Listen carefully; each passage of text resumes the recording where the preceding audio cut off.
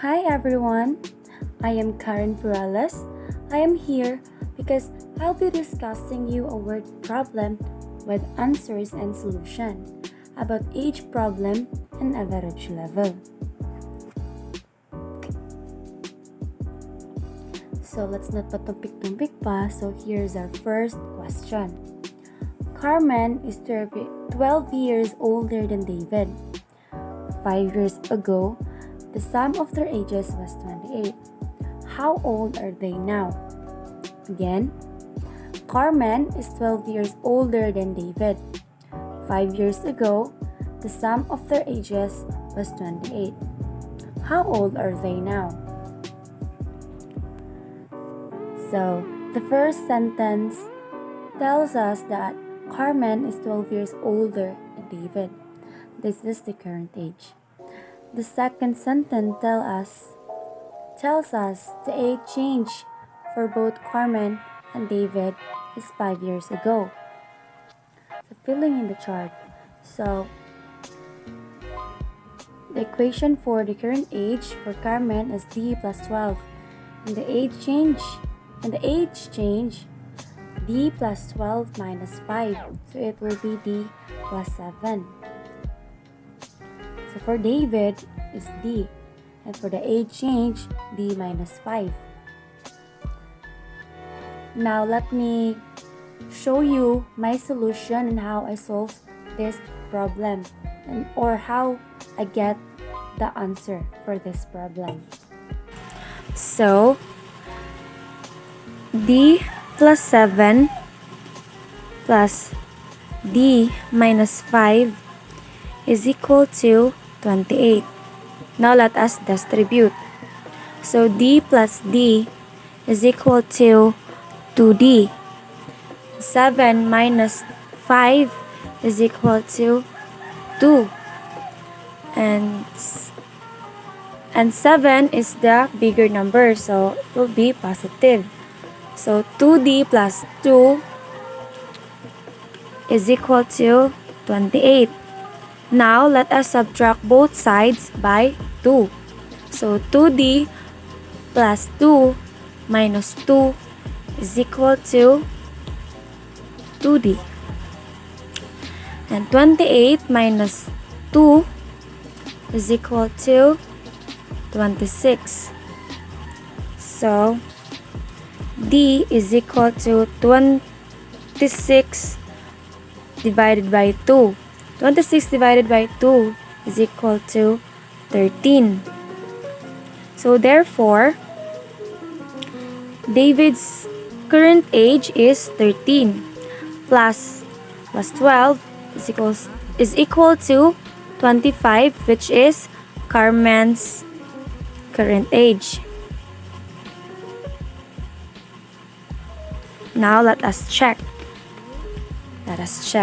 If our solution is true.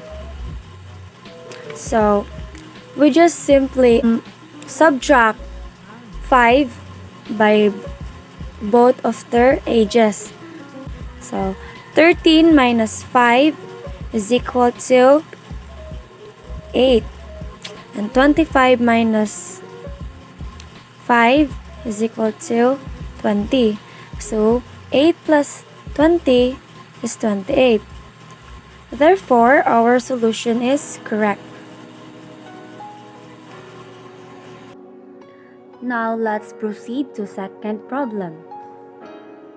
The sum of the ages of Nicole and Christine is 32. In 2 years, Nicole will be 3 times as old as Christine. How old are they now? Again, the sum of ages of Nicole and Christine is 32. In 2 years, Nicole will be 3 times as old as Christine. How old are they now? So, the first sentence tells us that the sum of the ages of Nicole and Christine is 32. So, N plus K is equal to 32, which means that N is equal to 32 minus K, or K is equal to 32 minus N. We will use this equation to eliminate one variable in our final equation. So the second sentence tells us that the age change for both Nicole and Christine is in 2 years. So filling in the chart gives us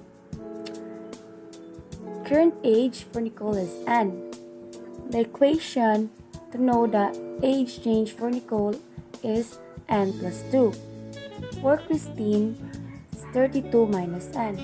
For the age changes, 32 minus N plus 2 will be 34 minus N.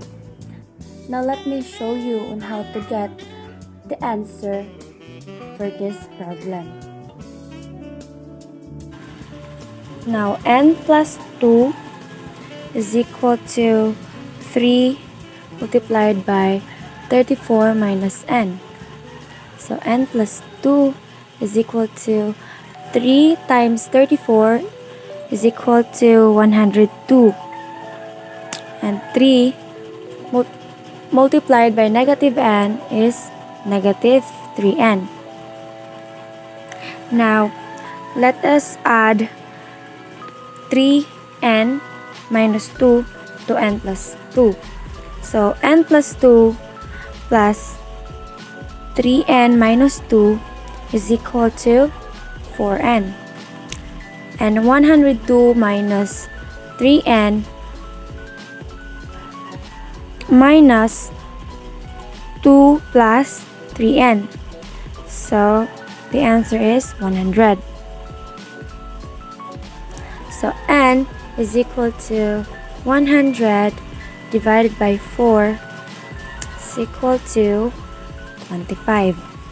So, therefore, Nicole is 25 years.